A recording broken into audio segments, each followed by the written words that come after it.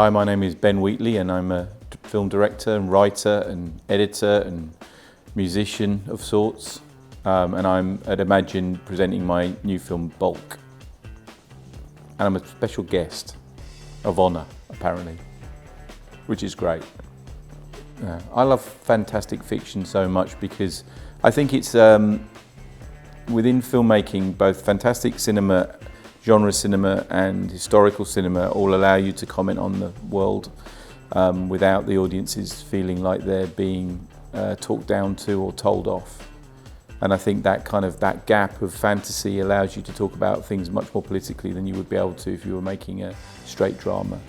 And it's a bit of like, it's sugar for the audience, you know. You give them you might give them some zombies, but then you might talk about some social issues, or you give them some swords and dragons, but then you can talk about politics. You can mix it all up. I think out of all the different fantastic genres, I don't particularly have a favourite one. I like anything that's got imagination in it and that makes me feel like I've been transported to another world. So I mean, my happy place is sometimes watching something like Puta Castle in the Sky, the Miyazaki movie, but sometimes it's watching Blade Runner, you know, or Logan's Run or something like that. So it's kind of it's pretty broad.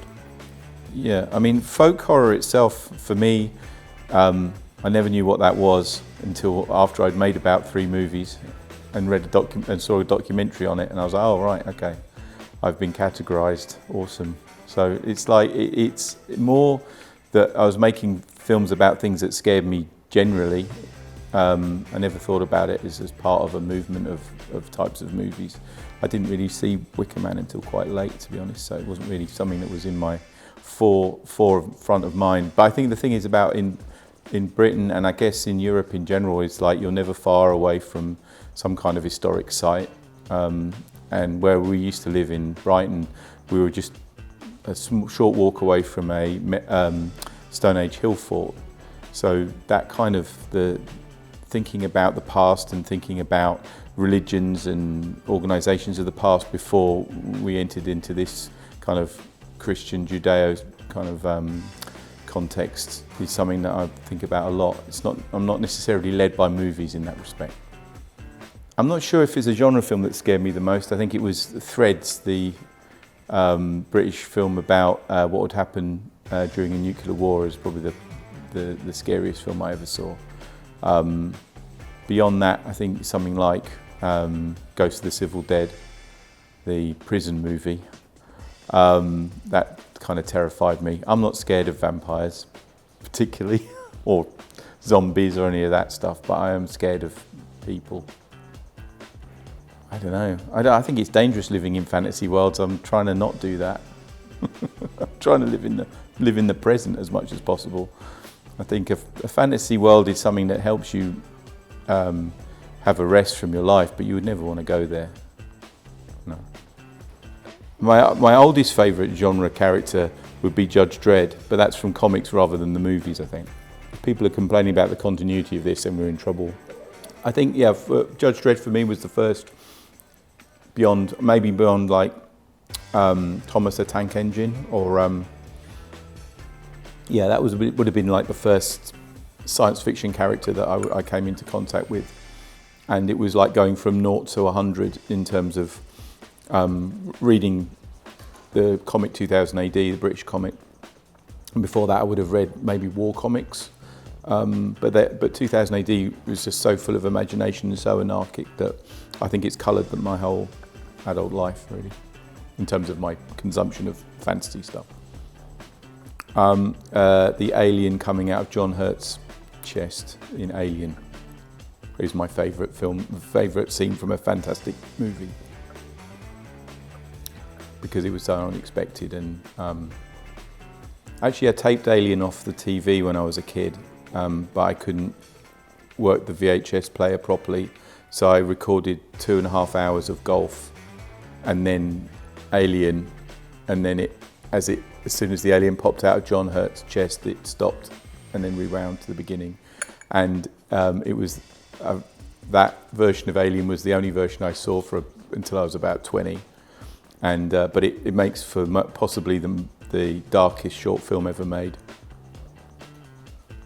Darker than even Chitty Chitty Bang Bang, because I heard it, this is a story, I think it's Stuart Lee is one of his jokes, but that was taken to see Chitty Chitty Bang Bang, and his dad was confused by it having a intermission, so the car went off the end of the thing before it flies off. That was intermission, and they left, and they thought that was the whole movie, that the father had just killed them all because of the Toot Sweet failing as a product. Genre film quote, gosh, I don't know. Let's go. In the Wild Bunch. Why not? That's the best bit of writing ever, anywhere. A fantastic gadget. I don't know.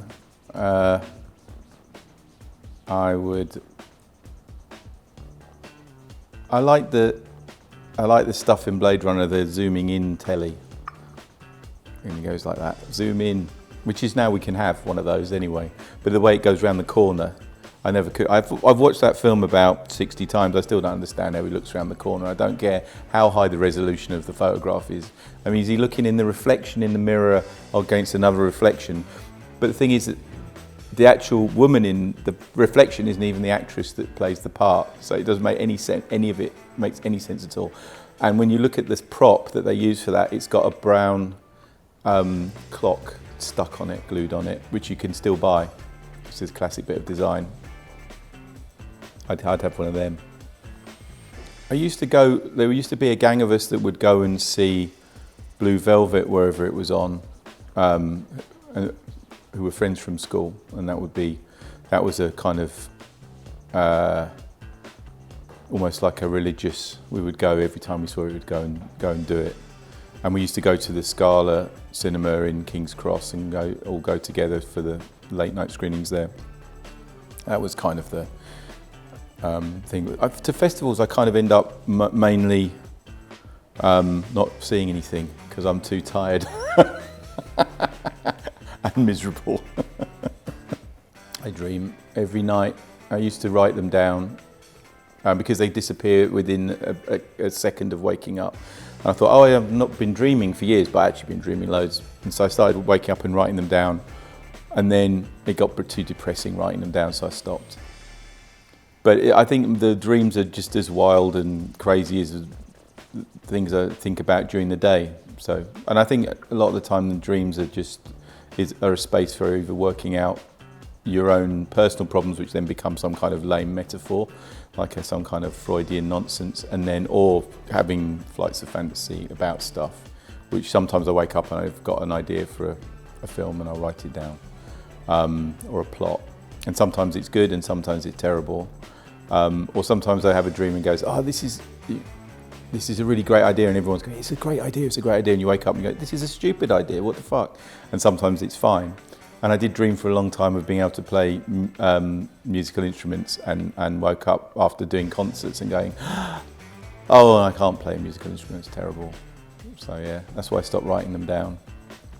I think becoming a filmmaker I think it's part and parcel of being creative, and I don't think I ever have a choice about making stuff because I'm always making stuff. Now what form it takes is to do with what's to hand. And I think when I was a kid, I drew a lot, and I drew cartoon strips, but really, as I understood it over time, that they were storyboards for because I couldn't really draw as well as I'd hoped. But I started trying to make films when as soon as I had that kind of thought, I started moving towards it, but it took a very long time to understand